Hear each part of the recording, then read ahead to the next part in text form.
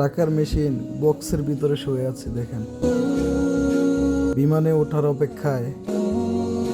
এই লাশটির আশেপাশে কেউ নেই। প্রবাসী একটা মানুষ মারা গেলে যে কতটা কষ্ট আত্মীয় স্বজন পায়, কার লাশ সেটা জানি না, তবে সামনে পড়েছে এই জন্য ভিডিও করলাম। ভিডিও করার উদ্দেশ্য হচ্ছে সকলকে জানানোর জন্য। আমরা প্রবাসে থাকি, কষ্ট করে সকল কিছু সবার জন্য সবকিছু করার চেষ্টা করি। আল্লাহ রাব্বুল আলামিন সকলকে বোঝার তৌফিক দান করুক এবং আল্লাহ রাব্বুল আলামিন সকলকে ধৈর্য ধারণ তৌফিক দান করুক।